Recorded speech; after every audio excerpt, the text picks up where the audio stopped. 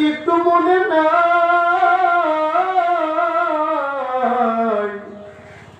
যেই মা নিজে না খাইয়া রে বোকা সন্তান, যেই মা নিজে না খাইয়া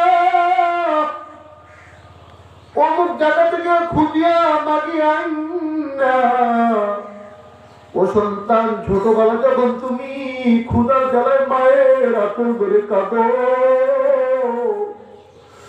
ছোটবেলা তুমি মায়ের আঁচল ধরে কাঁদো, কাঁদো আর বলো গো মা আমার পেটে অনেক ক্ষুধা, অনেক ক্ষুধা, অনেক ক্ষুধা, মা আমাকে কিছু খাবার দিয়া দাও।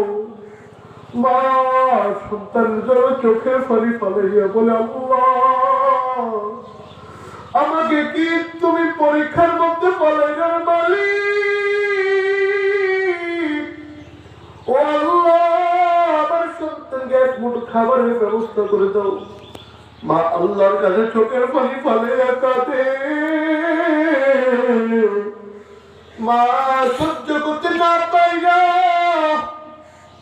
ঘর থেকে একটা প্লেট নিয়া তোমার চাচার ঘরে যা গেছে, চাচার ঘরে গিয়ে বলে ও ভাই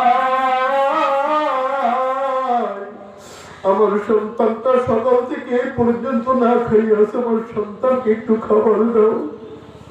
ও ভাই বেশি লাগবে না, ও ভূত বেশি লাগবে না, এক মুঠো খাবার হইলে আমার খোকার পেট ভরিয়া দেবে। আরে বেগম সন্তান মা এভাবে খুঁজে খুঁজে এনে তোমার মুখে খাবার দিছে। তোমার বাবা ছোটবেলা মারা গেছে, তোমার চারটা বললে তোমরা দুইটা ভাই লয়ে শুধু মায়ের আঁচল ধরে কাঁদো। মা সহ্য করতে না পারে সন্তান পরের গ্রামে এই গ্রামে ওই গ্রামে খুঁজে খুঁজে কিছু টাকা রোজগার করে এনে তোকে খাওয়াইছে। অমুকের পাও ধরে ওই বাড়ির পাও ধরে ওই বাড়ির পাও ধরে তোকে লেখাপড়া করেছে। আজকে তুই লেখাপড়া করার পর তুই ম্যাজিস্ট্রেট হয়েছে, তুই বড় বিএ পাস হয়েছে, তুই বড় মাস্টার্স পাস হয়েছ। এরে আল্লাহর গোলাম আজকে তোর মা কোন হালতে আছে তুই তোর মায়ের খবরটা একটু লইলা না রে গোলাম। মা মাঝে মাঝে কাঁদে, এই মাঘ মাসে শীত হইলে মা কাঁদে, মায়ের ঘরে ভালো একটা কম্বল নাই, মায়ের গায়ে একটা লেপ নাই, মা শীতে কাঁদে। ওই শীতের সময় যখন বৃষ্টি হয়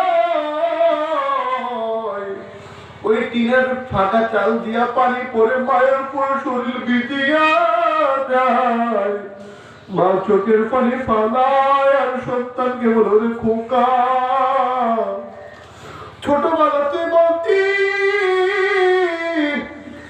আম্মা আমাকে 10টা টাকা দাও আমি মজা কিনে খাবো।